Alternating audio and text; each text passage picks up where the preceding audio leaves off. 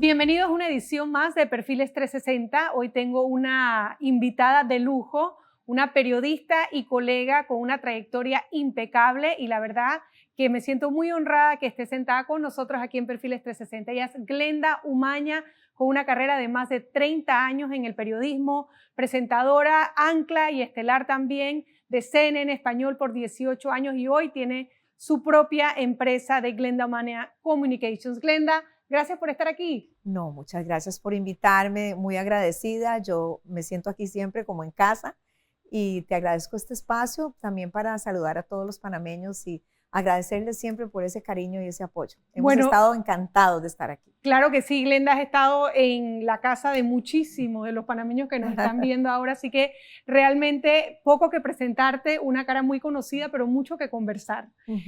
Glenda, vamos a hablar un poquito en este espacio, hablamos sobre la trayectoria de los profesionales, un poco para dar el ejemplo y para conocer cómo ha sido todos estos años de esfuerzo, de trabajo y de crear una carrera como la que tienes. Y empezaste muy joven en periodismo en Costa Rica, eres tica, pura vida, mae. Pura vida. Glenda, cuéntanos un poco esos inicios en Costa Rica y si esa maestría que hiciste después en FIU, ¿la hiciste antes de mudarte a Estados Unidos? ¿La hiciste cuando ya estabas entrando en CNN? ¿Cómo fueron esos primeros años? Bueno, muchas gracias por esa pregunta porque estoy acordándome, ¿verdad?, el sueño que tenía uno de trabajar en televisión. Desde joven, ya yo tenía 2 niños, me casé muy joven y decía, pero ¿cómo hago? ¿A quién le digo? ¿Verdad? ¿Qué puertas toco? Seguramente muchos de ustedes, especialmente los jóvenes, están en eso. ¿Qué hacer? Entonces recuerdo que me metí a un curso de locución a ver si, además de la universidad, yo estudié periodismo, no había terminado la carrera y digo, tal vez alguien me dice qué hacer. Y de hecho, el profesor al final me fue muy bien el curso, me dice, van a abrir un noticiero porque usted no va. Y me contrataron porque sabía inglés. Ese fue mi primer trabajo en la televisión. Ya venía haciendo algunas cosas en periodismo escrito. Y ahí empecé una carrera, primero en un canal, después en Teletica, que es buena aliada de Medcom. Ajá. Y cuando estaba ahí tuve la oportunidad de una beca para sacar la maestría en FIU, Florida International University, y eso me cambió la vida. ¿Y te fuiste con tus hijos para FIU? Mira, eso fue durísimo. Eso porque te iba a preguntar. Sí, era un programa para centroamericanos que era 3 veranos por 3 años, o sea, de mayo a septiembre. En el momento en que no había, uno llamaba collect de un teléfono público. Un 800 collect. Exactamente. Creo que algunos de ustedes no me están entendiendo. Exacto. No había ni fax en ese momento, estamos hablando de por ahí los años 90. Entonces, yo cuando empecé a conocer los medios internacionales me enamoré. Y fue como que yo dije, yo quiero estar aquí, ¿qué hago? ¿Qué hago? Era un imán. Y dicen que la voluntad de Dios está en lo que uno le apasiona. Ahora, ¿qué camino recorrer? No sabía. Empecé a mandar cassettes de VHS, que no sé si algunos de ustedes saben o recuerdan. Los dejaba en recepción de algunos canales. ¿Quién los va a ver? No. Uno tiene que hacer contactos y ver y presentación. Entonces, bueno, terminé la maestría. Sobre la pregunta de cómo hacía con mis hijos, tengo la ventaja que yo soy la mayor de 7, entonces... ¿Te ayudaban? Sí, exacto. El primero fue, mi esposo fue con ellos, solo 15 días y bueno, durísimo. Ya los siguientes años, alguna de mis hermanas se iba con los niños. Y entonces, ahí nos fuimos acomodando. La importancia de tener una red de apoyo para las mujeres, una red de apoyo, pero para mí la prioridad siempre ha sido Dios y mi familia. Entonces era como, ¿por qué me estás poniendo esta oportunidad tan dura? Sin embargo, eso me dio una visión distinta, a pesar de que no fue cuando me contrataron, porque yo no sabía cómo.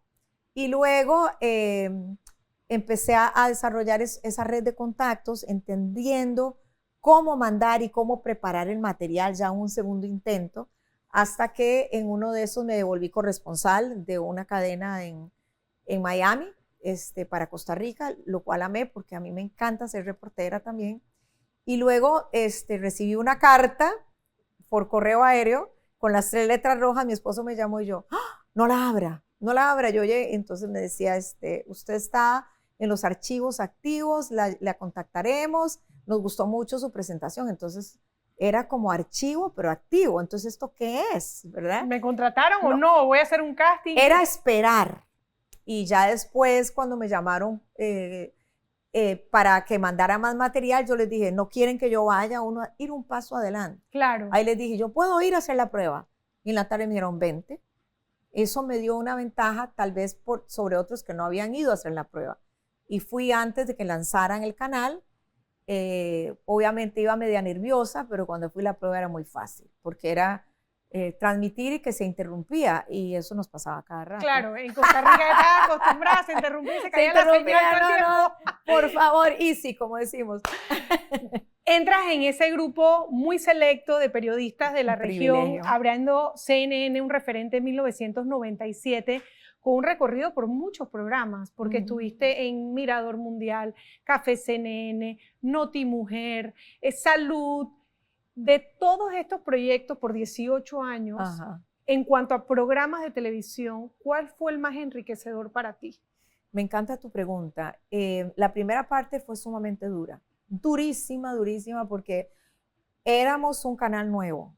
Entonces la tecnología era nueva, había muchos errores al aire, era muy repetitivo. Me tocó trabajar los fines de semana 6 años y te digo que lo sufrí. Por todo, por la familia. ¿Y mudaste a tus hijos? Sí, ¿Todos se mudaron? Sí, todo. A eso es toda una historia. Pero eso fue un enorme sacrificio, los 6 años. En el interín se nos quemó la casa, que ese es otro cuento, cuando estábamos allá. Muchas pruebas en la vida que fueron creciendo, fuimos creciendo en esas pruebas. Y luego fui pasando por distintos programas, pero también fue evolucionando la noticia. Aparecieron las redes sociales y fue maravilloso. O sea, cuando yo veía que uno ponía algo y la gente informaba, no había ese irrespeto en Twitter como ahora, sino que era más interactivo. Más interactivo, no había fake news, nosotros, inclusive, claro, era ya fuentes directas. Recuerdo que faltaba un minuto para ir al aire, en eso veo un Twitter que decía terremoto en Costa Rica, entonces lo corroboramos y lo lanzamos antes de, ¿no? Por un tweet. Ahora pues Breaking News es diferente. Pero hay un programa que me hizo aterrizar en el sentido de que yo dije, esto lo amo, porque ya estábamos en otra etapa, y que fue un noticiero semanal, un noticiero diario, y ya después pasé de lunes a viernes, estaba Actualidad en Vivo. ¿Por qué me enamoré de ese programa? Porque y te recuerdo en ese programa, uno de los últimos, ¿no? Sí, el penúltimo. Gracias por seguirnos, qué linda. Pero ahí, ¿por qué? Porque ahí ya yo me sentí realizada en el sentido que teníamos un team con la camiseta puesta y yo lideraba ese team. Decía, pongamos esto, y todos decíamos, era diferente. Antes tenía más inherencia, digamos, en la línea editorial. Exacto, totalmente. Y también yo estaba más empoderada. Al principio, uno también un poco más tímido, lo que me digan. Bueno, sí, aunque no me parecía. Y también he aprendido después analizando la idiosincrasia, digamos, del costarricense, que es de quedarse más calladito frente a aquellos argentinos, a aquellos españoles que hablaban así, y uno más timidito, ¿verdad? Como quedar bien con todos, ya uno va cambiando. Pero ya en Actualidad en Vivo, hagamos esto, las redes sociales, y mi objetivo siempre en el periodismo, y es algo de lo que hemos hablado ahora en ExCom, en este congreso aquí histórico en Costa Rica, en Panamá, es no emitir información por emitir, sino del otro lado, la gente está comprendiendo lo que yo le estoy informando, que no sea nada más como por llenar sino que hay un noticiero, trasfondo, sino que te estoy contando una historia, te estoy contando un suceso o te estoy contando un cambio económico, pero explícamelo bien, ¿no? Bien. Entonces, eso es como que uno siente que está volando cuando está está respetando ese público. Bueno, Glenda, vamos a hacer una breve pausa. Al regresar, yo creo que tenemos 2 preguntas interesantes de todas estas coberturas y vamos a hablar un poquito cuál realmente tienes todavía en tu cabeza y en tu corazón, y yo sé que son muchas, y vamos a hablar un poquito de esos años antes de poder conversar también de lo que hace Glenda Umaña en la actualidad con su propia empresa. Hacemos una breve pausa, regresamos enseguida.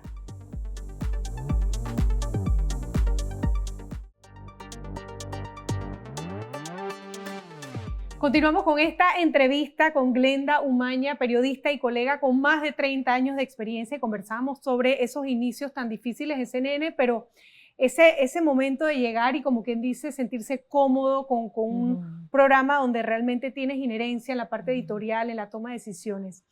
Además de todos los programas que hiciste, tendría una lista enorme de coberturas que pudiera decir, donde incluye terremotos, guerras, matrimonios reales, la muerte del Papa Juan Pablo II, entre muchas otras coberturas, elecciones presidenciales por toda Latinoamérica.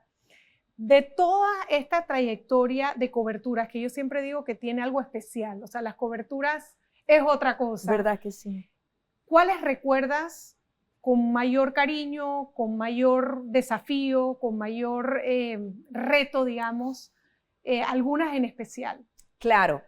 Bueno, hay algunas que incluyeron una parte tuya, ¿no? Una parte emocional, una carga emocional muy fuerte, ¿no?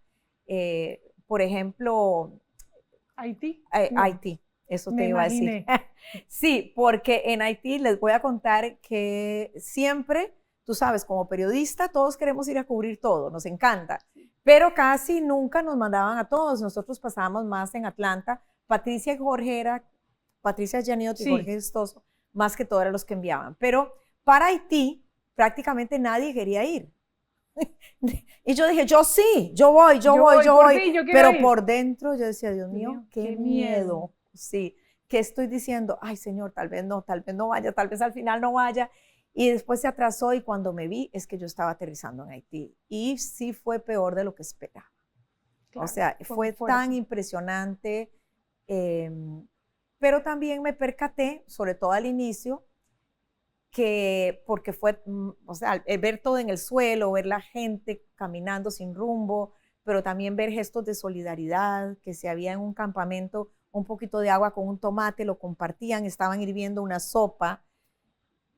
Aspectos tan humanos, tan fuertes, que luego tú regresas y sí teníamos ese trauma, ¿no? Claro, sí, post-evento. Exacto, y que inclusive CNN da un apoyo para eso, porque yo decía, llegué, aterricé, mi esposo me recogió, vamos a almorzar al restaurante, y yo, ¿de qué me está hablando? Y a dar una vuelta. ¿De qué me está hablando? Ir a un restaurante, ¿verdad? Cuando vengo de ver esto, ¿no? Claro. Pero también ahí, cuando llegué especialmente, que me dio como un shock, me percaté que estaba pensando en lo que yo sentía, en lo que pensaba, y me dio cólera conmigo misma. Digo, pero no, aquí uno no estoy pensando en qué siento, no, arrollate las mangas y empezar a reportar. Claro. Hacerse el valiente, pero sin duda eso fue uno de los más impactantes. Otro fue el terremoto de Chile, que fue en ese mismo año, en el 2010, porque mi hijo vivía en Chile, estaba ya haciendo una práctica y no aparecía. A mí me llamaron en la madrugada para que me fuera al canal y yo empecé a reportar como muy temprano y ya pasé como 6 horas y mi hijo no aparecía. Ya habían aparecido los amigos y familiares chilenos de todos y todo el mundo me ponía, mi hija me decía, mami, ¿qué hace usted ahí si Juan Manuel no aparece? Entonces fue emocionalmente, bueno, cuando salí, sí, cuando salí me apareció en Skype y yo lloraba, en él me dicen todos, un momento, ¿ese es tu hijo? No, vamos al aire con él. Pero bueno, yo no, ya yo había salido. Claro. ¿No? Momentos muy tantos. De hecho, a veces estos días nos reunimos, estuve en Washington cubriendo las elecciones y me reuní con algunos amigos, colegas de CNN, y siempre recordamos con una enorme añoranza esos momentos, ¿no? De esas enormes coberturas, como la muerte, como tú decías, de San Juan Pablo II. También momentos muy bonitos, como cuando Costa Rica le ganó a Italia en el Mundial de Brasil, ¿verdad? Entonces recuerda, o cuando liberaron a Ingrid Betancourt después de 7 años secuestrada. Esa cobertura había cosas, siempre no eran más las negativas que las positivas, pero era algo una misión muy especial y un tremendo privilegio poder contarle a Latinoamérica y al mundo lo que estaba pasando, ¿no? Glenda, entonces, y de todas las entrevistas, porque también entrevistaste a mandatarios montones, ¿alguna entrevista que realmente fue un desafío, una entrevista de esas fuertes que sales desafiada? Bueno, claro, y tenemos que mencionar a Hugo Chávez, ¿no? Que en varias ocasiones lo entrevistamos y fue sumamente difícil por su personalidad. Inclusive una vez nos acusó públicamente en una conferencia de prensa, o sea, había situaciones de ese tipo porque uno como periodista siempre, y tú me entiendes porque tú tienes ese estilo también, es tratar de que el entrevistado, sea quien sea y sepamos lo que sepamos, que se sienta cómodo para que me pueda exteriorizar, ¿no? Relatar exactamente con sinceridad, pero eso es muy difícil a veces con los dictadores, ¿no? Claro. O no, a veces no, todo el tiempo, sí. Y era cuando, digamos, se daba para entrevistas. Entonces, eso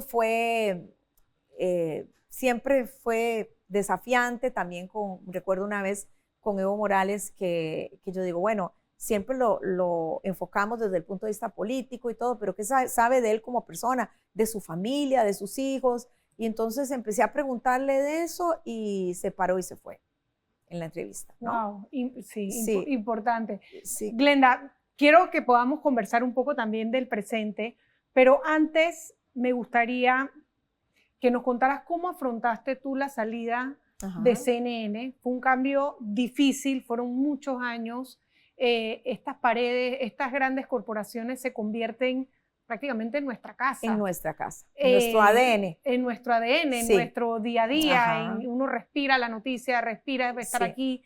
¿Cómo fue esa transición para lograr hoy formar la empresa que tienes? Bueno, me encanta tu pregunta, muchas gracias. Yo salí por una reestructuración con 1,400 personas y al principio no tenía idea ni plan. Yo había estado 18 años, no tenía ni siquiera un resumen, un currículum listo, ni tenía LinkedIn, nada, porque yo estaba metida en CNN y nada más.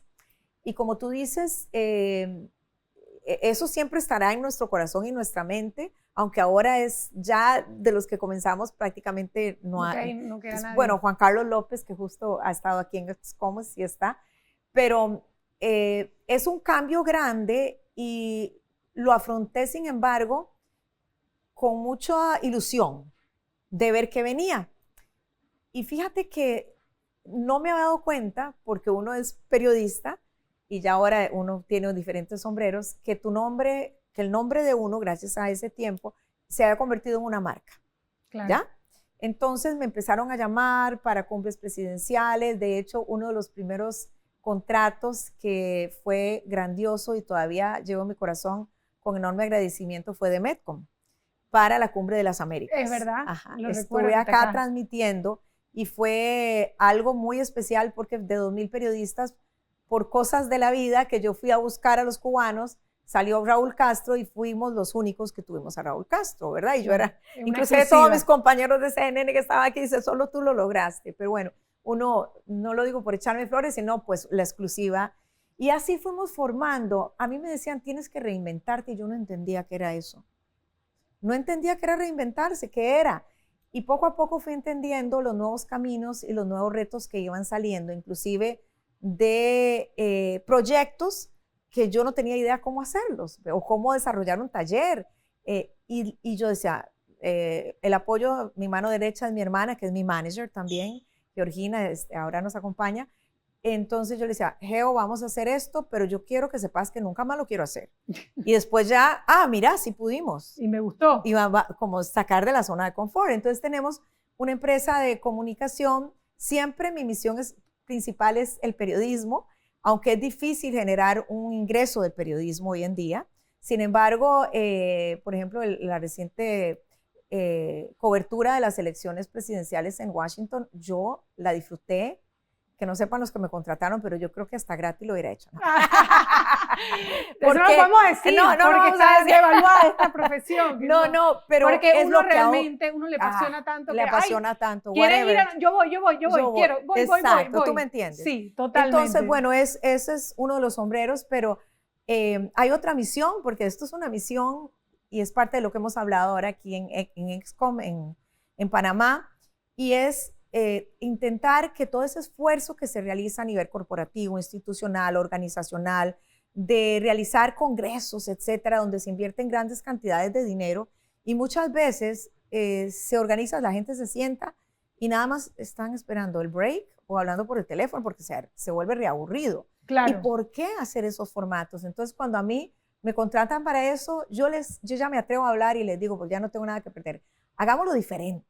Claro que sí. Hagámoslo Glenda, diferente. tengo que hacer una breve pausa. Al regresar, quiero que hablemos justamente de cómo moderas eventos corporativos, eventos institucionales y cómo te has reinventado y ya te sientes más cómoda en esa piel sin haber dejado, como dices tú, el periodismo. Exacto. Y hablamos un poquito de ExCom también. Hacemos una breve pausa, regresamos enseguida.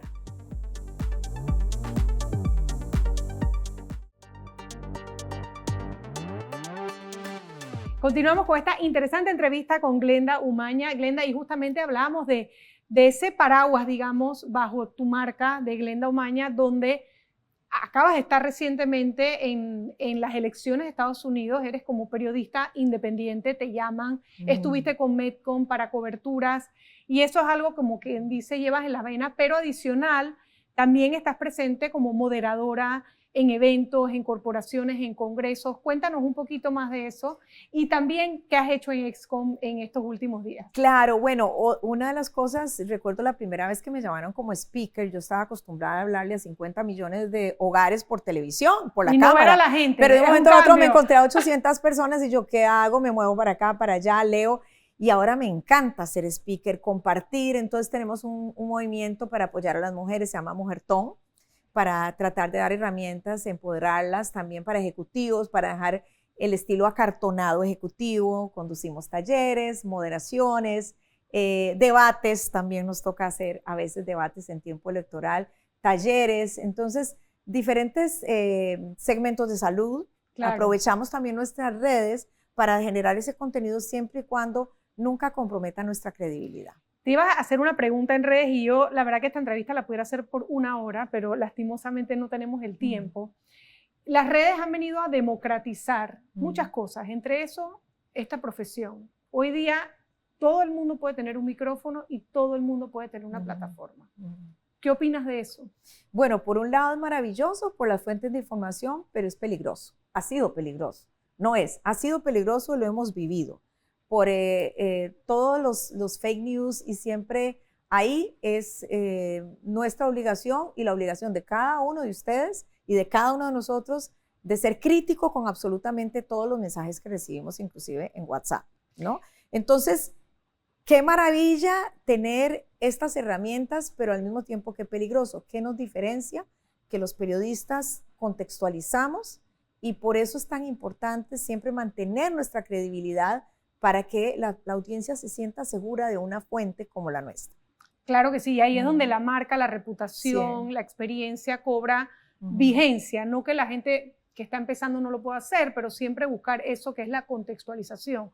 Recibo esto, recibo lo otro, ¿cuál es el contexto? Claro, y también prepararse, decía la gente que está comenzando, saber que uno tiene que prepararse, tiene que leer. Hoy en día es tan difícil leer por la competencia del celular, ¿no? Claro. Pero apartar, porque recordemos que para el periodismo el lenguaje es básico y a veces no se tiene ese lenguaje. Entonces es muy importante leer, a veces, aunque sea cualquier cosa, pero manejar bien el lenguaje también. No, y que se está muy acostumbrado también a los formatos de 1 minuto, 30 segundos, pero realmente cuando tú tienes un tema, por ejemplo ahora en Panamá que se está discutiendo todo el tema de la carga social, hay que leer mucho, hay que estudiarse el proyecto, hay que poder entender para después, como dice bien, y para explicarle en términos sencillos a la gente. Y eso toma tiempo. Sí. Sentarte a decir cómo es el cuento, bla, bla, bla, y hablarlo con alguien y después decir, ahora sí se lo voy a explicar a la audiencia que se lo merece. Claro. No se merece nada más un copy-paste de lo que dicen y la lee. No, la gente, los periodistas tenemos que traducir.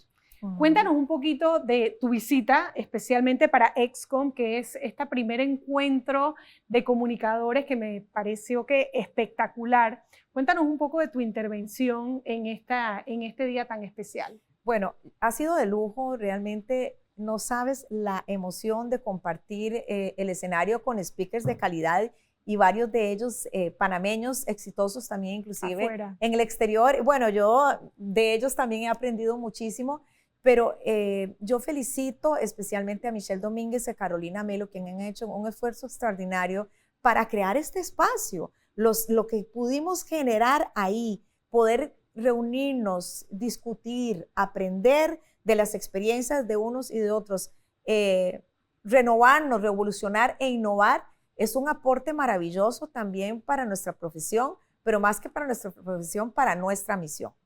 Bueno, Glenda, nos queda poquito tiempo. Quería hacerte dos preguntas. La primera, ¿qué consejo le darías a esos periodistas jóvenes que están empezando, que te recuerdan? Tenemos muchas personas que todavía apuestan mucho a esta profesión y creo que yo sí creo mucho en esta profesión y creo que en los medios de comunicación tradicionales, en la parte de noticias, se van a mantener por todo el tema que hablamos de fake news, etcétera. ¿Qué les dirías a ellos? Bueno, yo les diría que hay una línea muy fina entre lo que es informar y los egos en esta profesión. Estaba hablando, y esto me lo recordó un día de estos, hablando con un productor, que me decía que él ve la transformación cuando está un periodista que está informando de un momento a otro, se percata del alcance que le ha dado la cámara y cambia un poco su misión. Entonces tenemos que tener claro, se lo digo especialmente a los que están comenzando, ¿por qué estás estudiando periodismo o por qué sos periodista? Si es para hacerse famoso o famosa, pues mal escogido. Porque de manera más rápida y más fácil. Sí, exacto. Esto es una misión, es una profesión de servicio y además la fama viene y va. Hoy estás aquí y después no. Entonces, eso es lo que hay que tenerlo muy claro y también acordarnos de que no podemos dar lo que no tenemos. Es decir, lo que no entendemos nosotros no lo podemos explicar y es una enorme responsabilidad y recordar que nosotros también estamos aquí para construir y formar. Muchísimas gracias, Glenda. Nos queda un minuto y no me gusta despedirme de este programa sin que nos digas qué es para ti o cuáles son para ti las claves del éxito en una carrera. Wow, yo creo que eso es una lucha constante por descubrir, lo cual me pasa a mí, cuál es tu misión y esto puede cambiar de dirección. Tener la humildad de poder pedir ayuda porque nosotros no podemos hacerlo todo. Transmitir a tu equipo una empatía real, no simplemente como si fueran máquinas. Estamos aquí también para que ellos se superen, las personas que te rodean. Y bueno, sobre todo hacer lo que te gusta, estar en una constante preparación y siempre ser agradecido. Bueno, te Glenda, agradezco a ti. Y yo a ti por estar aquí. Qué honor y qué privilegio. Igualmente. Glenda, igualmente. muchísimas gracias. Que no sea una visita más, que vengas nuevamente a Panamá. Claro que sí. Sabes que Medcom es tu casa y siempre te hemos recibido y te recibiremos con mucho cariño. Sí. Y que sigas cosechando tantos éxitos como hasta ahora desde otro frente con tu propia empresa. Así que felicidades y muchas gracias, Glenda. Gracias por esta invitación y siempre a todos los panameños que siempre con ese cariño que me han apoyado. Así que les agradezco de todo corazón. Bueno, gracias, Glenda, y a ustedes gracias por habernos acompañado en otra edición más de Perfiles 360. Será hasta la próxima. Chao.